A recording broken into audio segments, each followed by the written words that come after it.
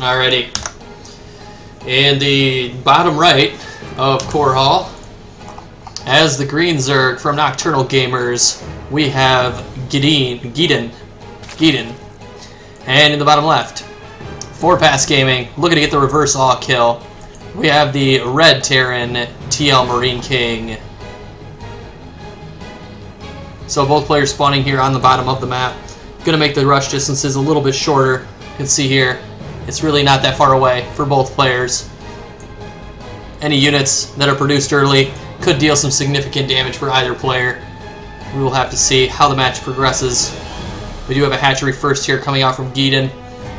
And let's see what we have here from TLMarineKing. We have the barracks and the refinery. Very standard, no proxy shenanigans. Sometimes you'll see players put their barracks in the middle of the map, and then just wherever their opponent is, they'll rally toward them. But in this case, we're just going to see a more standard opener here. And we'll have to see what Geeden decides to do. Going to go for the hatch gas pool. Looking to get that ling speed out as soon as the spawning pool finishes. We'll have to see if he decides to stay in gas or if he decides to pull out of gas and grab his third. And for MarineKing, barracks finishing up here. Going to see that orbital command and the natural expansion placed down. One Reaper in production. And it's being rallied, luckily, right to his opponent's base. This map, very unforgiving usually when it comes to scouting. As you can see, the Overlord here moved out to the wrong base. And this Overlord, the second Overlord, finally moving out to the appropriate base. But yeah, this being, an 8-player map, it's very, very strange. But we have a second barracks in production, guys. So this could be double Reaper. Only off one gas, though, which is a little strange. We do have a reactor. Yeah, we're going to see a bunch of Reapers. We do need to see that other gas go down, though. Not going to be able to support this many Reapers. Or very many Reapers off of just one geyser. But just non-stop droning. We did see a pull-off of gas at exactly 100. Well played there by Geeden. And the Zergings are popping out here. This Reaper trying to do some damage. Getting in here into the natural expansion. Going to be able to take out a drone. Nope. Gets launched by his own Reaper bomb. Flies over the Zerglings and escapes. I think that was planned by the Reaper. I think he meant to do that. A very smart play by that Reaper. It looks like we're going to have Marines instead of Reapers, as was suspected. Looks like MarineKing probably going to try to put on some pressure here. But Geeden not going for that third base yet. Probably looking to do so about right now. 3-minute mark, usually the moment that you want to be building your third base. But Reaper getting taken out. Very unfortunate. Very useful unit to have in the early game. Perfect for scouting. We do have 6 Zerglings in production here. We'll have to see if more are produced. No third base going down here for Geeden. And the interesting thing about this map is that both players' third bases will be right next to each other in this map spawn configuration. So that's going to be awkward. They're going to have to fight at these rocks should the game progress to that moment. And I think it is going to. This cooling tower going to get taken out. And looks like Geeden going for these rocks here. He's going to try to deal some damage. Go around the sneaky way. And yeah, still no third base here for Geeden. A full minute later than normal. We have a Bailey nest in production. And we'll have to see if he decides to put down his third base and produce units. Okay, looks like he's going to go for this third way up here, you guys. So he literally went all the way around and put down that hatchery. So I think that's a smart play by him. You always want to expand away from your opponent. But thank you for following, Dogwood. I do appreciate it. Thank you so much. So, Queens and Zerglings working down these debris. And MarineKing working down this debris. Along with the help of one Zergling. They're buddies now. Giving each other a hand, taking out these rocks. This one Zergling. Looking to be a champion. Looks like these rocks getting worked down. Debris have a lot of HP, that's for sure.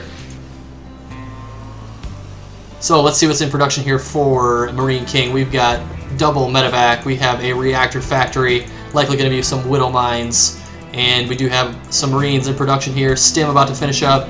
Rocks about to fall. I think MarineKing's looking to put on some pressure here with this double medevac drop.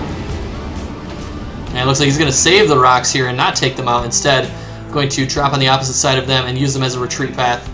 But this creep scouting these medevacs, and looks like Geeden's going to pull his army in a defensive posture. And his queens as well. So all these Marines getting dropped here. I think Geeden is more than well prepared for this.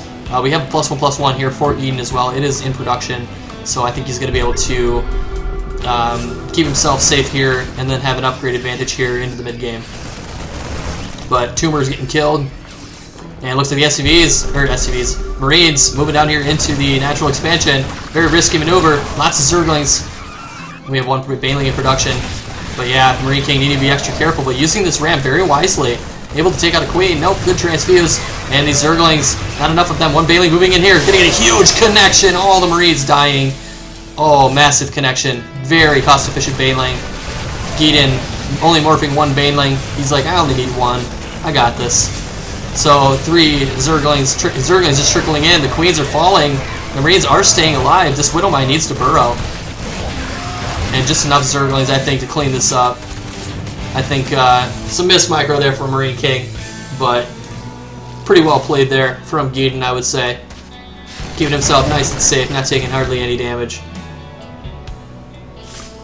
And we get a from Marine King. Some Zerglings trickling in here into the third base of Marine King. And they're going to be able to wipe out these SCVs. We don't have any bunkers down in this area to defend the third base. He's going to have to lift. And it looks like they retreat. So we need to see this turn into a planetary. I think this is his only option in defending this third base positioning.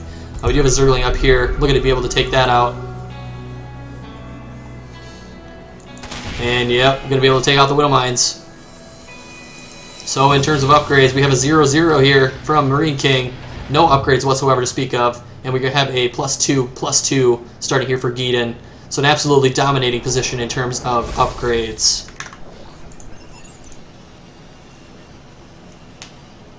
Oh, I see that Praetor is now in the chat. How's it going? So it looks like the Marines moving over here. Huge amount of Zerglings moving over here to the rocks, but the rocks are broken, and now Marine moving into the natural expansion very shortly here. More than enough Zerglings. We can check the army value here. Yeah, very large Zergling army here for Geeden. Looks like it's going to be able to wrap right around all these Marines, and they're going to be picked up by the medevac and try to escape.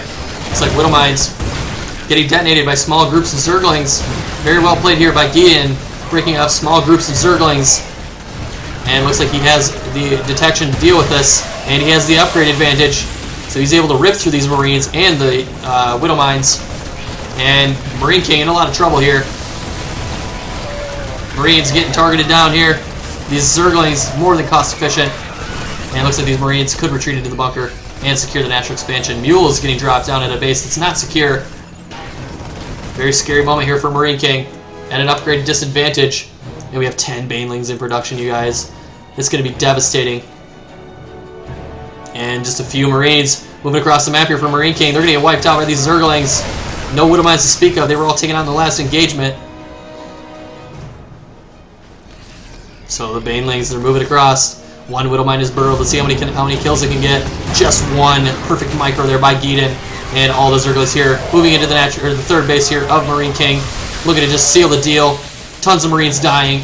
And let's zoom out here. We can see there's an attack going on over here in the natural expansion. Banelings wiping out all the SCVs. All the SCVs of the third base being killed. Everything is dying for Marine King.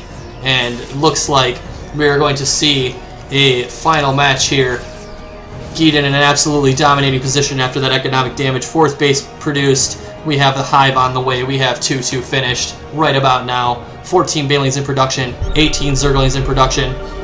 We have a huge army here for Geeden. +3/+3. Going to be started here very shortly. Adrenal Glands. Just a very strong Zergling Baneling timing attack.